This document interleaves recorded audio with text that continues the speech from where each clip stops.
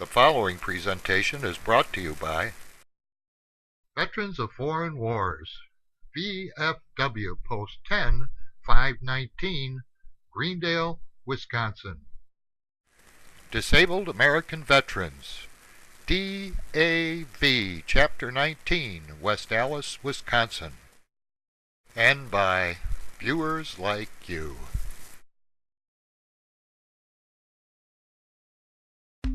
From the global resources of Veterans Media Services.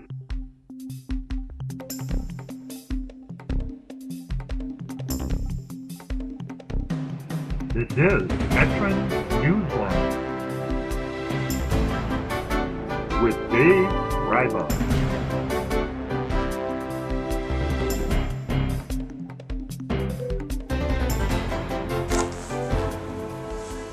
Hi, and welcome to another edition of Veterans Newsline. Today is Sunday, May 12th, 2013, Mother's Day in Milwaukee, and we are at Miller Park, home of the Brewers, for the first Our Community Salutes event in Wisconsin. Our Community Salutes was created in 2009 by Dr. Kenneth Hartman to recognize and honor high school students who plan to enlist in the military immediately after graduating high school. What started as one Our Community Salute ceremony in southern New Jersey in 2009 has now spread across the nation. These events are all planned and conducted by volunteers including military veterans, high school and college educators, local businesses, community leaders, and active duty military personnel.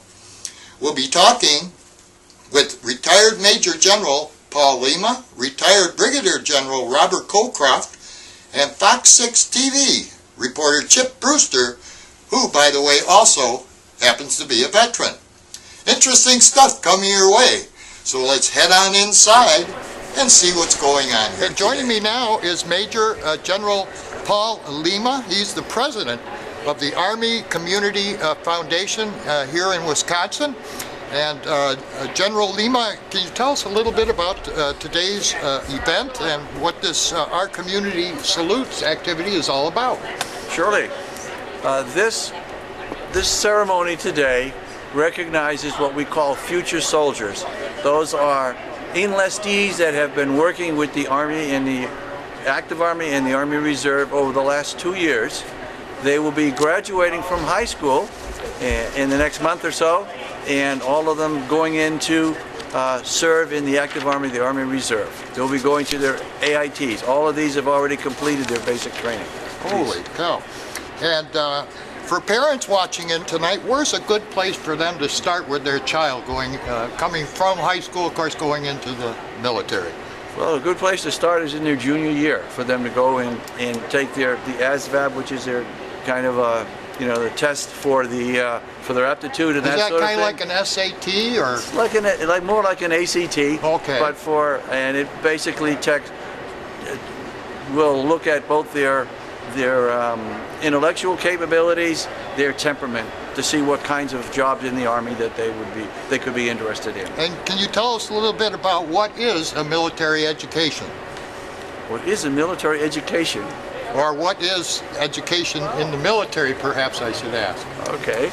Well, in the military, through all the different ranks, there are kind of a very structured continuing education system for people that go in at the beginning. The enlistees, they have to go to basic training and an advanced one that teaches them their job skills. And then as they get further into they have to learn how to become a non-commissioned officer. So at different levels, at the E5 level and the E6 level, there are different educational programs that they go through, going all the way up to Command Sergeant Major. All right, and another thing I hear quite frequently, everybody's saying to the parents is be a coach. What's that all about? Be a coach, huh? Be a coach. Okay, well, I guess for the parents, one of the more important things on that is participate, I guess, with your children, I guess, and that sort of thing. Another point that's really important in the Army, everything that we do in the Army is done as a team. So I guess part of the coach means being able to actually have your children and that sort of thing function and work with others all towards a particular goal. That's really important to the Army, and that preparation is critical. Boy, that's great. And what's on today's agenda? What are we going to see today here? Okay, well, first of all, what we're going to do is we are going to recognize these 80-plus future soldiers that are here with their parents. We're going to call them up on the stage one by one, give them a special certificate that deals with this. Before that, we have Congressman Gwynn Moore from the Milwaukee area. She will be speaking to us. General Prokoff is here. They'll be speaking to the parents, and also Command Sergeant Major Strobeck will be speaking fundamentally to the future soldiers to give them some pointers as they go about from here and go into their advanced individual training. So we're hoping that this is going to be something that they will remember. And also today, as you know, is Mother's Day, so we brought kind of special flowers for each of the future soldiers to give to their mothers before they leave the area here today. All right, that's really great. Well, thanks for taking the time to talk with us today. My pleasure, my pleasure. Good, so I think... All right, joining me now is Brigadier General, retired Brigadier General Robert Goldcroft. I'm sorry, I botched that one up. He's the president and CEO for the Center of Veterans Issues. And as you know, we just talked to Major General Paul Lima about some of the things going on today. So, General Cockcroft, what would you like the folks to know about this event today? Well, our community salutes is a way for the rest of us to recognize the young men and women who've decided to dedicate their lives, commit their lives to the defense of our nation. We not only recognize the young people, but we recognize their parents for having raised their children to be patriotic and willing to make sacrifices for all citizens of America. When you stop to think that less than 1% of the people today that serve in the military purchase the freedoms and the liberty that the other 310 million of us all enjoy. We really should reflect on the type of sacrifice that is being made by them, and they definitely deserve to be recognized. And our community salute is a small way in paying that recognition. Now, things have changed pretty much today in the military from the time I was in 1968. And of course, you didn't have to be a high school graduate. How have some of the things changed today? Well, the standards for joining the military is much higher than it was when you served. I myself was drafted in 1966 prior to the lottery, and as you know today, we have no draft. So for those folks who enter the military, it is a clear and conscious decision as to wanting to protect our freedoms and liberties. So yeah, the world has changed, the military has changed. The young men and women today are the best trained military force the world has ever known. Not only do they have to be tactically proficient, they must be technically proficient, and that means a lot in today's military, because the amount of technology that goes into the systems that are used for warfighting have significantly changed over the years. And for some of the kids watching today and their parents, what would you like to say to them today? The military, has always been a means of a great livelihood. The military is not for everyone. I won't try to pretend that it is. But for those who choose this way of life, the camaraderie, the togetherness, the closeness, the family-like atmosphere, it is a good life for any young American. Well, thank you, General Cockcroft, for taking the time to talk with us today. All right, joining me now is Chip Brewster. He's a broadcaster for Fox 6 TV here in Milwaukee. And Chip, you're going to be our MC here for today. Yeah, luckily enough, about 3 months ago, the group here came out to Fox 6 and said we're looking for a local TV sponsor. Is there anyone that you would suggest to MC the event? And naturally, most people think the anchors, but I am actually a veteran, which a lot of people don't know. I do a segment on our air called Heroes Come Home. And so immediately those at the station thought of me saying, hey, this is a perfect fit. I gave my name to the Community Salutes group, and here I am. And have you ever worked with this group before? Do you know? No, have a well, you background? know, the thing is, this is the first time in Wisconsin that this group is holding this event. First time. They've done it since 2009 in other states, and so this is really the first opportunity anyone here has had the chance to work with this group. Is that right? Yeah, so I did look up the backstory, like you said, though, just to see what all they've done. Started in New Jersey, 2009. You know, this is really all about those high school grads that aren't going to college and aren't getting that kind of celebration. Sure. Instead, they can come out here and be celebrated in a different way because they're going in the military. All right, great. And now you're a member of the military too. Are you a regular Army or? Well, I'm Army Reserve, Army and so Reserve. I'm still serving too. A lot of people, I'll say Army, and they'll think I was active Right. pre-journalism. But I actually, while I was in college, getting a journalism, well, technically a television production degree, but that's a different story. The journalism degree, I ended up joining the National Guard down in Illinois. Okay. And then when I got the job here in Milwaukee, I transferred into the Army Reserve just to keep that service going. Okay. And so I'm a E5 sergeant, for those that aren't in that know, with the 484th Army Band based here in Milwaukee. All right. Well, I want to thank you very much, Chip, for Yeah. taking the time to talk with us today. Definitely. Looking forward to this whole big shindig. Great. And let's take a look at today's event.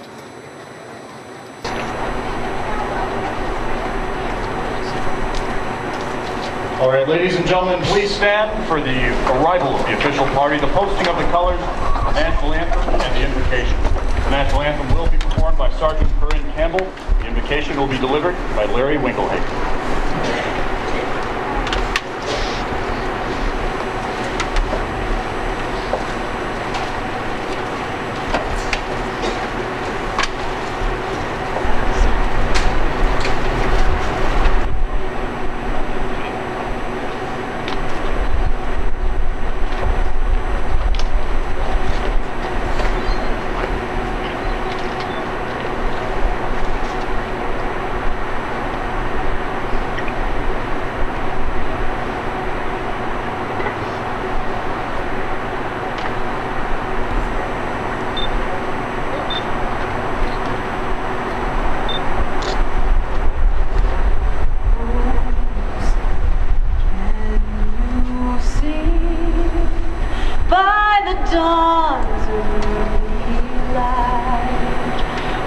So proudly we hailed at the twilight's last gleam, whose broad streams and bright stars through the perilous fight o'er the ramparts we watched were so gallantly streamed. And the rockets' red glare, the bombs bursting in air, gave proof through the night that our flag was still there. Oh, say does that star-spangled banner yet wave o'er the land of the free and the home of the brave.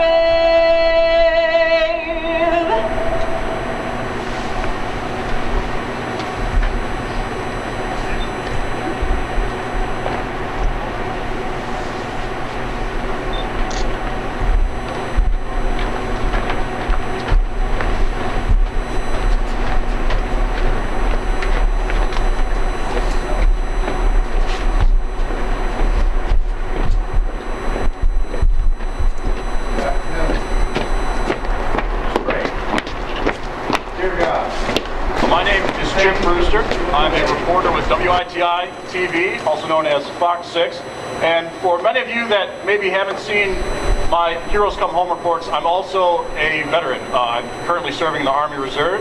I've been doing so for coming up on 7 years in my own second enlistment. So I can certainly relate to what you guys are about to go through. And again, welcome all. I have to give a brief caveat since I'm here in a reporter fashion. I must say that anything I say in the introductory remarks do not represent any personal beliefs that I or my station hold. That's a legal thing I have to say, just to get it out of the way. With that, allow me to introduce Congresswoman Gwen Moore. She is the U.S. representative for Wisconsin's 4th Congressional District. She is the first woman to represent the district and the first African-American elected to Congress in Wisconsin. She serves on 2 subcommittees of the House Committee on Financial Services, including the Subcommittee on Capital Markets and Government-Sponsored Enterprises, and the Monetary Policy and Trade Subcommittee. And Representative Moore also sits on the House Budget Committee. For those of you that aren't sure what all those mean, it means she deals a lot with money. Is that right? All right. Prior to her election in Congress, she served as a community leader spearheading the startup of a community credit union as a Volunteers in Service to America, or VISTA, volunteer, for which she earned the National VISTA Volunteer of the Decade Award from 1976 to 1986. She's also served in the Wisconsin State Senate from 1993 to 2004, and the Wisconsin State Assembly from 1989 to 1992. Dedicated to serving her constituents, Congresswoman Moore's work in Congress has generated more than $100 million to the 4th Congressional District for economic development, the environment, social services, and job creation, among other projects. Born in Racine, Congresswoman Moore was raised in Milwaukee. She attended North Division High School and then attended Marquette University, where she earned a Bachelor of Arts in Political Science. Congresswoman Moore is a proud mother and grandmother of 3. Ladies and gentlemen, Congresswoman Gwen Moore.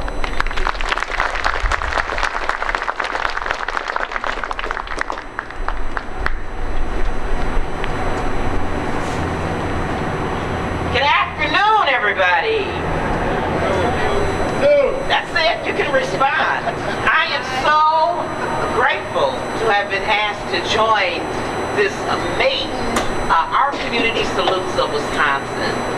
And before we turn our attention to our very distinguished guests of honor, I do want to take a moment to note and highlight the contributions of all who have worked to make this event possible through contributions of their time, energy, or money.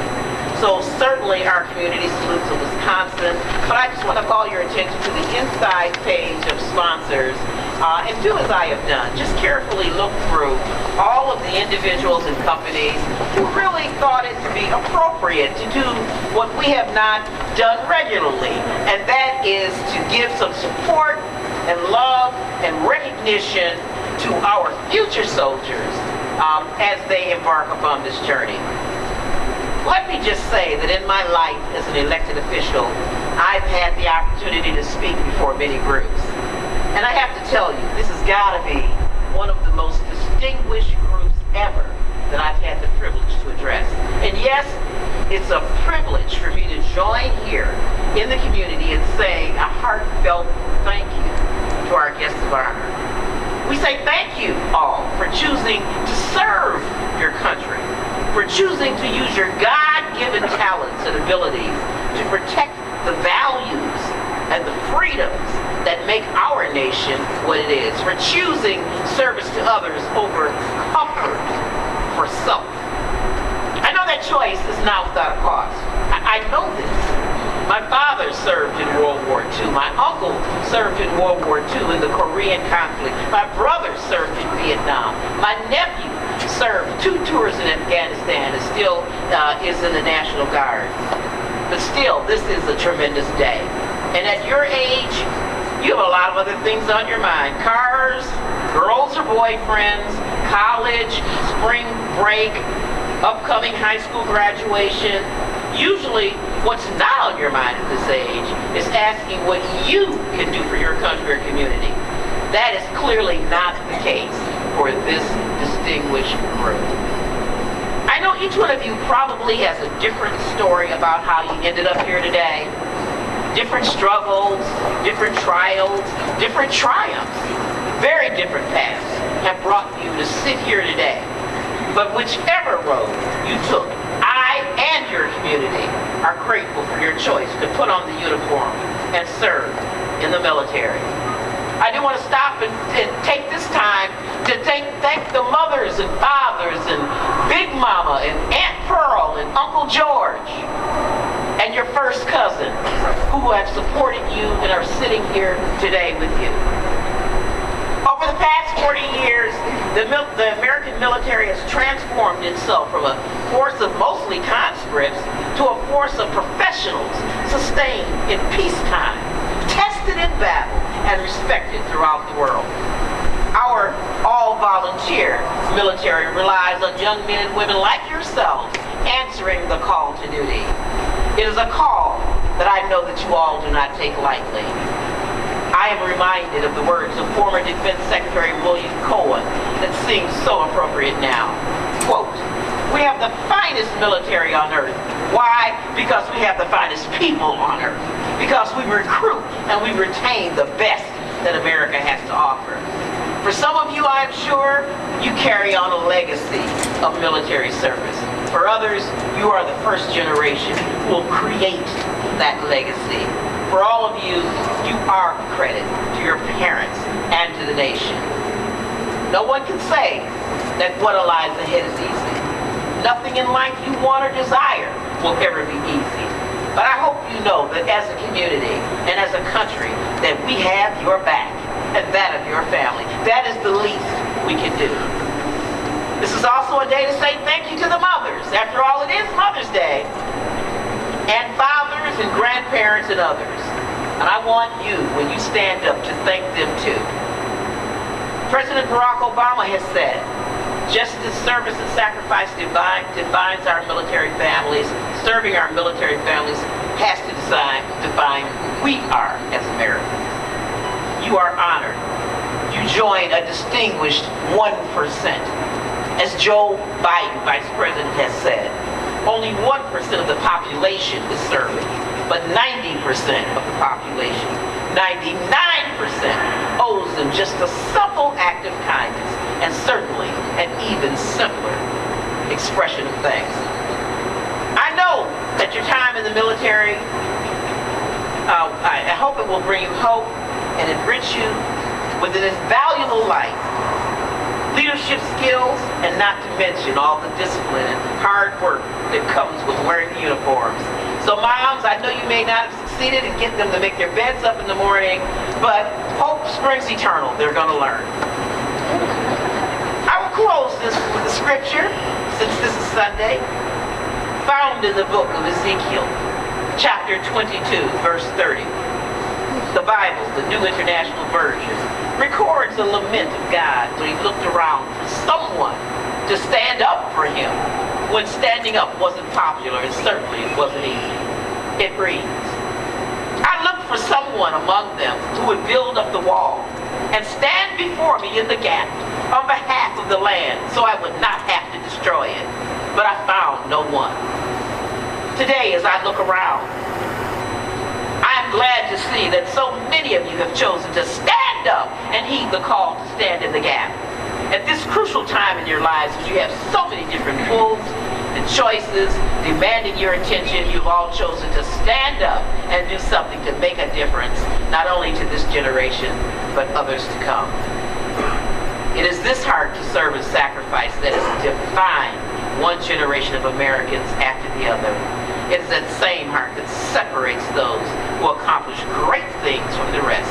It is that same heart that I see here before me today.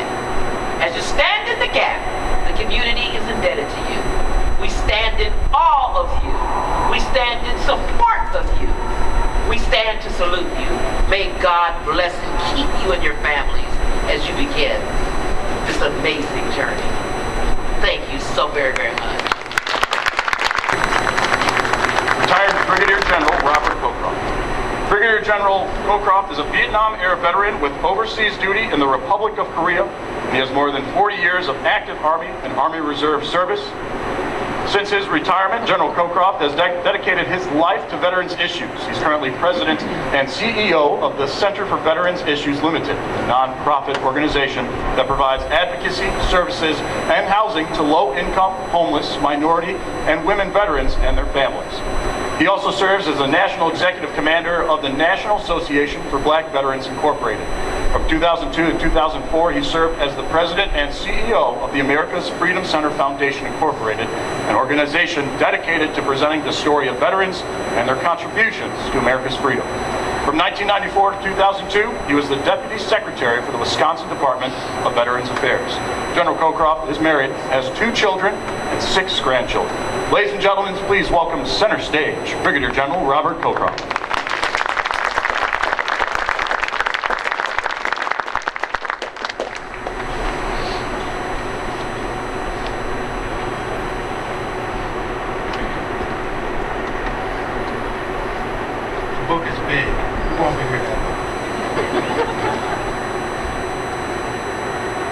Darkness enveloped the whole American Armada. Not a pinpoint of light showed from the hundreds of ships as they surged through the night toward their destiny, carrying across the ages and in different seas tens of thousands of young men fighting for at least each other. That's a quote from journalist Ernie Pyle, who was describing the Normandy invasion. Now I know, that was a long time ago, and today many of you may not remember or have heard of Ernie Pyle, but in his time he was one of the best known and premier journalists. Today you would probably call him an embedded reporter. But he was out there with the truth. What he was describing was the emotion and feeling of those young men who were heading into harm's way to do their duty for the American people. And who were they fighting for? No one really knows, but he guessed at least they were fighting for each other. And speaking to the young people today, you will come to know the camaraderie, the bonding, the feeling that you have when you join and become one with this large fraternity known as the United States military. Good afternoon, as mentioned, I'm Bob Cockcroft, and I want to thank each and every one of you for being here today, for participating in this event, and I bring you greetings from the American people. First of all, I want to thank the parents for entrusting your sons and daughters to our care. We fully realize that they are your most prized possessions. We realize that you were there at conception. We realize that you were there during their first baby steps, during the childhood diseases, during Little League and soccer, and during the prom. You were there to guide them and teach them. You were there to instill in them patriotic values and the desire to serve their country. For these things, I again say thank you. Let me just, share a little story with you, because somewhat of an aside. But when my son was being deployed to Kuwait, he and other young men, and there were women, in that group, were waiting, to board the plane, to fly over. And naturally, there was a lot of, tension, and there was a lot of emotions coming forth. And one of the young men asked him, said, well, did anybody else in your family serve in the military? Now, the young people over here may not relate to this, but how many on this side of the aisle remember the movie Forrest Gump? Okay, yeah, you remember the movie Forrest Gump. Well, to comfort this young man and other soldiers around, my son said, yeah, some of my family members served in the military. My great-grandfather served in World War I in France. He said during World War II, both my grandfathers served, and I had 6 great uncles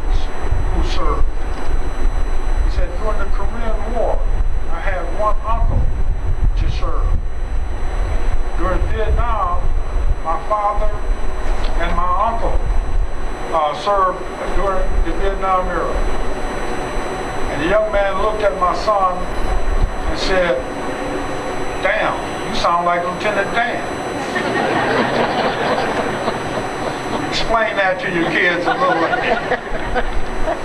little later on. Next, I want to acknowledge the officers and soldiers of the Wisconsin and Upper Michigan United States Recruiting Battalion. Your high standards and excellence have again recruited young men and women who are the best America has to offer and to prepare them to serve our country. I don't say that lightly. The young men and women today truly are the best. Otherwise, they would not be sitting over there right now. Over 75% of those who attempt to enlist in today's force don't make the cut. You have prepared them to take up their ranks in the defense of America and the propagation of freedom worldwide. Think about this for just a second. America is slightly over 200 years old, yet we are the oldest modern democracy on the face of the earth. What does this tell you? What this tells you is that democracy, the ability to self-rule is still very young. It is still an experiment. We take it for granted way too often. Most nations of the world do not have the freedoms and liberties that we enjoy. So democracy is something that is a good. It must be defended. It must be propagated. It's still new in the annals of time. And whether we succeed or fail has great impact for future generations of the people of the world, not only America. Finally, I want to thank the young men and women who are here today. You have joined one of the largest fraternities in the world, the fraternity of those who have borne arms in the defense of their country. You will now take your place among those who have gone before and those who are currently serving. And I am comfortable in my own mind that your service will be marked by honor, pride, and distinction. Think about those who have gone before, who have preserved the freedoms and liberties that we enjoy today. When I think about those World War II veterans, the greatest generation who fought against fascism and totalitarianism, they were the defining moment in world history. It can be argued that the Civil War was the defining moment in U.S. history. It was the Civil War that determined if America would fully live out its creed that all men are created equal. But it was the soldiers and the families and people of that World War II generation that determined whether or not freedoms and liberty would be around and be available for other nations of the world and for the future. And for that, they are to be commended and they are owed a great debt of gratitude. Think about those Korean War veterans. After World War II, a short span of only 5 years, America no longer wanted to study war anymore. As the old spiritual goes, they didn't want to study war anymore. So it's called the forgotten war. People didn't want to deal with it. But those veterans and those people of the Korean War era are owed a great debt of gratitude because the soldiers of the Korean War experienced the greatest amount of casualties in the shortest period of time than of any of our wars. Any of them. Don't worry, we're going to fix all that. Especially, was that Yvonne, if I said your name? That was some crazy hair. Yeah, that'll be gone, don't worry. Well, the decision to enlist is certainly not an easy one. It's something that is not something that is taken lightly, and it requires the support of one's family, which obviously many of our future soldiers clearly today you have. I remember when I first told my mom that I was going to enlist. It was 2006. I was a sophomore in college. I'd actually been in the ROTC program at Illinois State University. Purely no intention to enlist. I just wanted to check it out, get some tuition paid for. What I found there was a skill set I couldn't get anywhere else, and I also learned of a personal passion of mine in the military, that is an Army band. I play saxophone for the 44th Army Band here in Milwaukee, and that encouraged me to enlist. It was a skill set that I couldn't get anywhere else, both in the leadership. It was a way to be professional on something that I loved, and it was fulfilling a role that the military has and a way to move forward in a career. Now, of course, Army Band, you think, all right, band, not infantry. But even the bands have a chance, a small chance albeit, to be deployed. And so when I told my mom that I was going to join the Army in 2006, when OIF and OEF were both in full swing, you could believe there was a bit of worry. No matter how much I said, I'm just playing saxophone, I'm just going to be in Springfield, Illinois, 1 weekend a month, it won't be that bad. You can't not help but worry. Of course, after we talked about it, she stood by me, she supported me. My whole family, in fact, did. And what do you know? She wouldn't have it any other way. Now, you'd think this is just a story because it's Mother's Day. But no, my mom's here. Mom, come up on stage.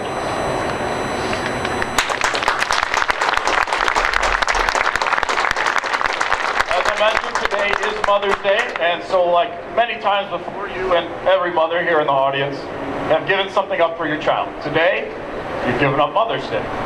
So on this very special day, I would like to recite a poem for all the mothers out there on behalf of your future soldiers. It's entitled, You Were There, by Anonymous. You were there when we took our first steps and went unsteadily across the floor. You pushed and prodded, encouraged and guided, until our steps took us out the door. You worry now, are they okay? Is there more that you could have done? As we walk the paths of our unknown, you wonder, where have my children gone? Where we are is where you have led us. With your special love, you showed us a way to believe in ourselves and the decisions that we make, taking on the challenges day to day. And where you go, you can be sure in spirit, you shall never be alone. For where you are is what matters most to us, because to us, that will always be home. And as this kindly future soldier has been given a rose, I would like to ask you now to pass that to your mother and recognize that your own special someone in your life. And yes, hugs are appropriate at this moment. Carnation. It's written rose right here. Boom.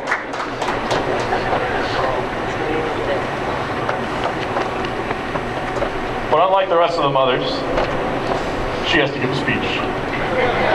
Ladies and gentlemen, my mom, Cheryl Marie Wenzel.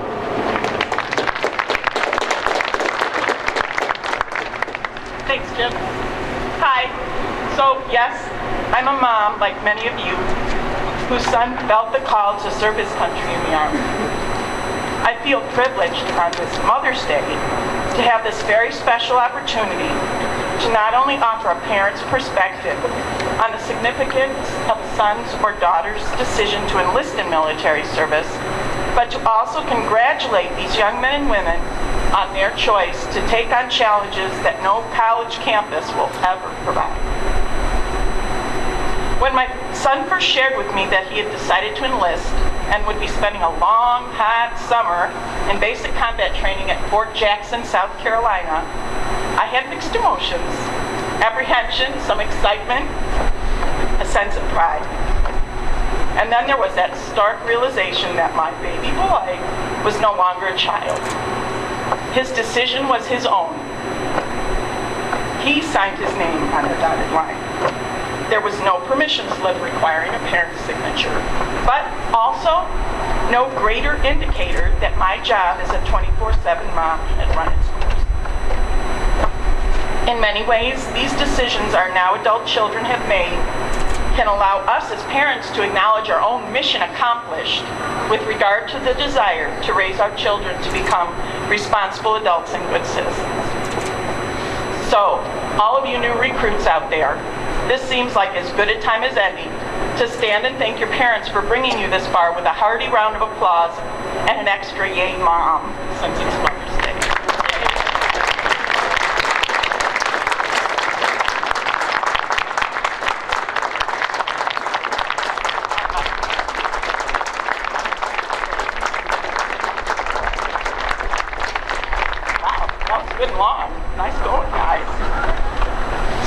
Certainly, our children are facing great challenges and big adjustments during their 10 weeks in basic training, but there's always a pretty big adjustment on the home front.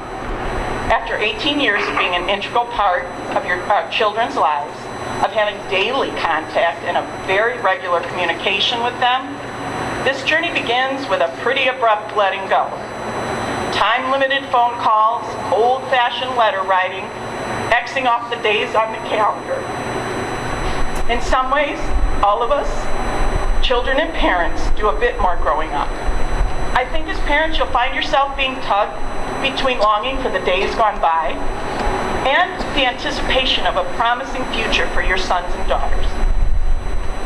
What I discovered during my basic Army mom training was, through worries and hopes, waiting and wondering, I found myself resting on strong expectations.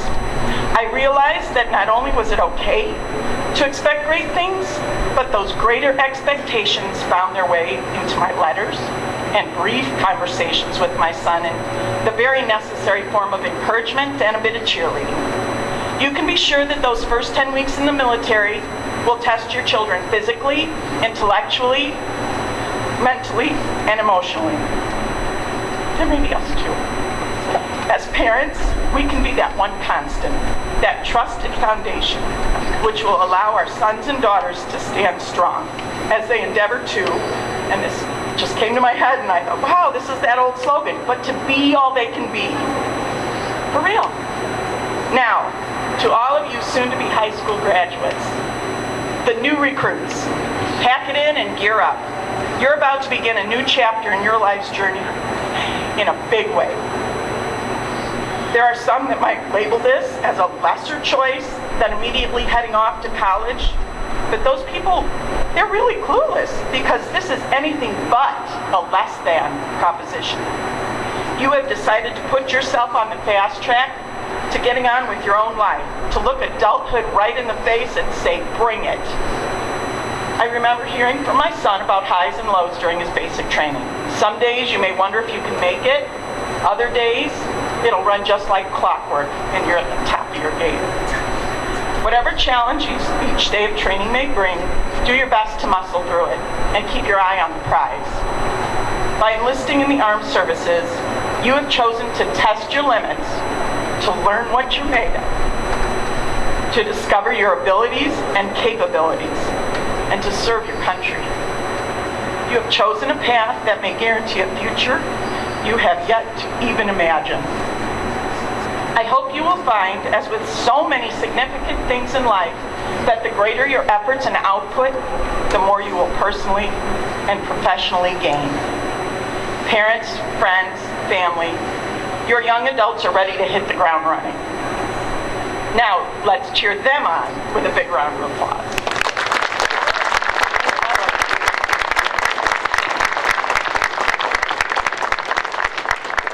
To wrap this up, I just wanted to share with you what has been one of the most moving experiences I've ever witnessed as a parent. Wherever your sons or daughters go for their basic training, if you can manage a way to be there for their BCT graduation, do it.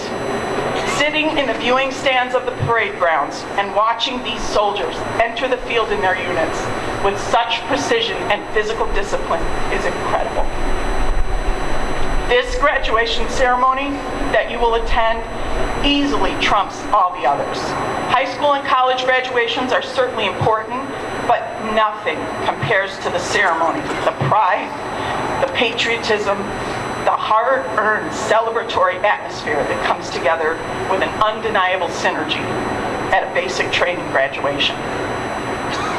You'll laugh, you'll cry, you'll cheer. You will gain a newfound pride in your children and your country. I'm so pleased to see how quickly our community salute chapters are forming across the country. Choosing to enlist in military service following high school is a big decision. Choosing this path is something special that so deserves the recognition that the Our Community Salutes organization is providing. As a parent of a soldier, as a mom on Mother's Day, it's been a great pleasure to help recognize all of these incredible young people here today. So, congratulations in advance on receiving your high school diplomas and on choosing to serve your country in the armed forces. I hope you leave here knowing you have made a grand choice for your future and that your family and your community stands behind you with much support and pride. Thank you.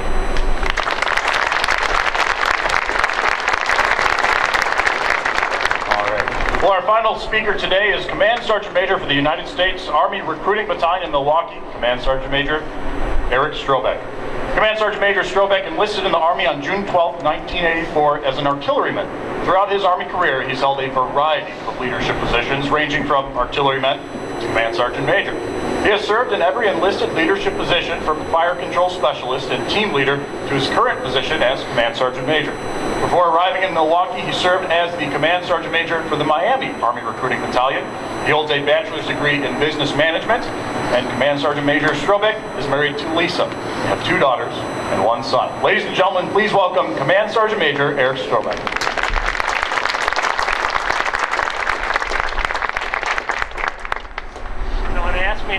When they asked me to speak, they didn't tell me that I was going to have to follow a speech that could probably be on the Hallmark Network, the LMN, or any other Mother's Day speech. But that was phenomenal. Thank you, Cheryl.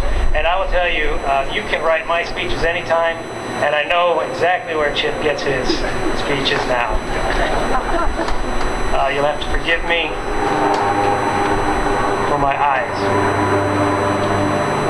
I'm going to talk to the soldiers today, to our future soldiers, but it's a message for all of us that are in the audience today.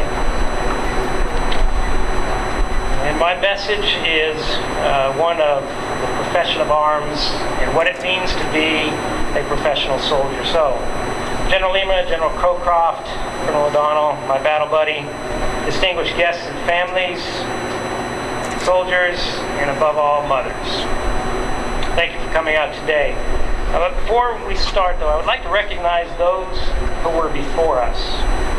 Those who were before us in uniform. So if you are a veteran or served in any of the armed forces in the past, please stand and allow us to thank you for your service before enables us to gather today.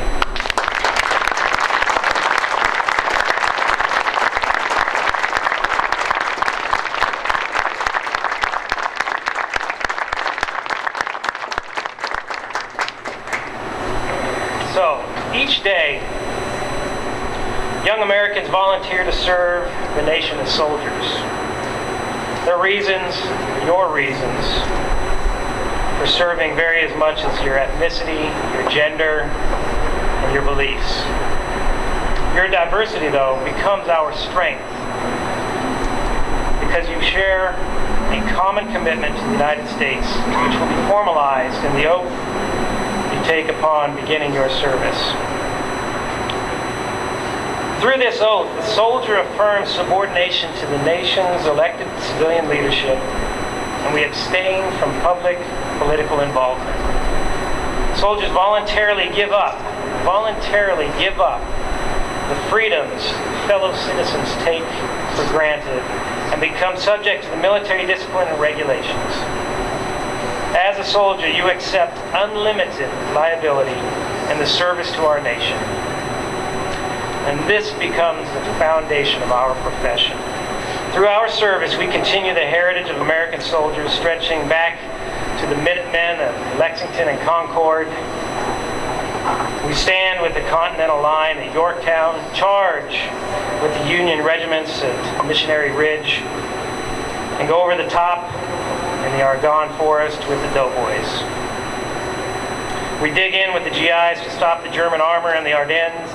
We board Huey helicopters with the grunts, the infantrymen, the soldiers, Southeast Asia, and sweat in our body armor and helmets on patrols in Afghanistan. Today, though, as in 1775, the strength of our nation and its force of decisive action is the United States Army soldier. But you have to ask the question, What is the profession of arms? And what is an Army professional? The profession of arms, that is a unique vocation of experts certified in the design, generation, support, and ethical application of land power. We serve under civilian authority, entrusted to defend the Constitution and the rights and interests of the American people. The 5 essential characteristics of the Army profession are trust, military expertise, honorable service, esprit de corps, and stewardship of the profession. Trust is the bedrock of the relationship between the Army professional and the American people. Trust is vital to the profession. To succeed, the profession sustains and develops trust between the Army professionals, soldiers, and Army civilians, between leaders, subordinates, and civilians, between members, service members, their families, and the Army, and between the Army and the American people. The military expertise comprises that expert knowledge society depends upon, but they cannot provide for themselves. Honorable service is the ability to control one's behavior and expresses what the Army values require, willingly doing what is right, even when it doesn't support your own self-interest.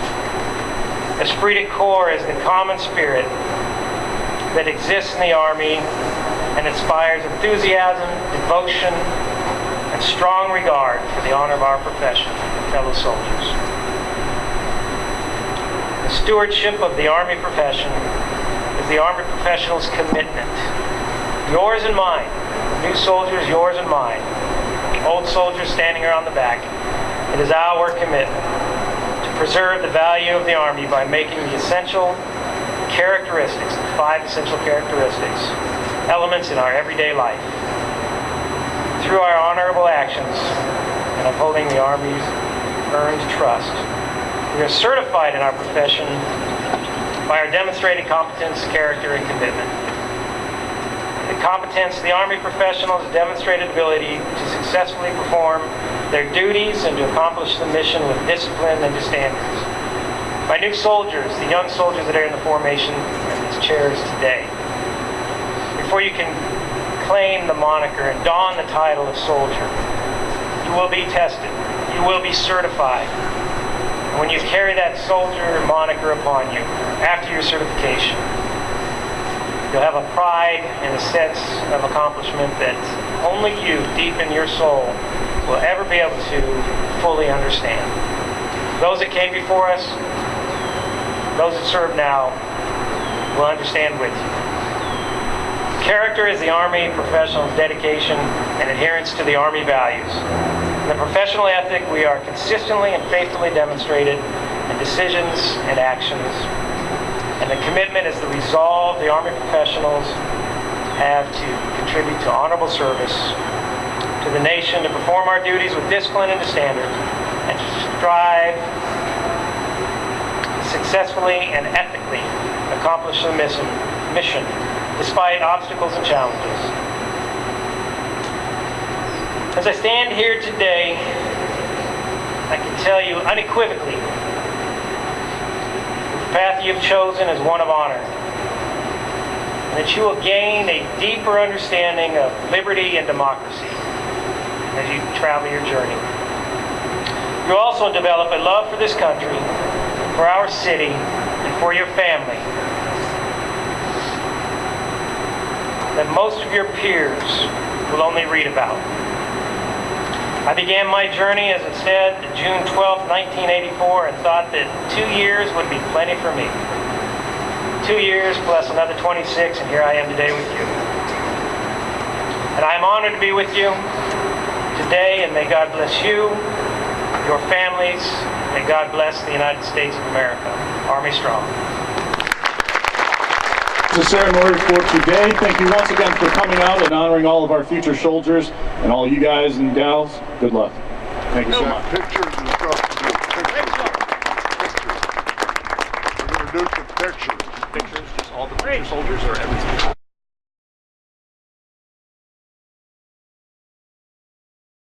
This was a pretty cool event. I've never seen one of these and didn't really even hear about it until a couple months ago when I was asked to help. I was pretty happy with the way it turned out. It looks like it's a good start for the soldiers in their military career, and just offers them a lot of encouragement and a few words of advice. So I think it was really good. Their opportunities are limitless. I've served on the enlisted and officer side, and I can say from my own personal experience that the intangible experiences you get, like I said, are limitless. It's really what you want to do. If you want to become an officer or a commander or just even a team leader or just someone who follows in the ranks, you can do any of that stuff. And even a lot of people take for granted, like you said, in the civilian world. I don't think they should, because you can really come out ahead, especially these kids at a younger age going into college with a little bit of learning leadership experience. They can really be ahead of their peers. And I was pretty glad that they had an event to recognize us. It was also nice to see all the different generations of soldiers, and thought it was a good experience for everyone. Well, right now I'm going in as a military police, and I'm pretty excited for that. I'm going to re-enlist a couple more times, and I'm going to switch up my jobs. Not really sure what I'm going to switch up to. I'm also a military police, and I plan to see if, as long as I like it, make a career out of it, and then after that, get a job as a police officer. And that's it for this edition of Veterans Newsline. Tune in next time when we bring you more veterans news and events from southeastern Wisconsin. Until next time, thanks for watching.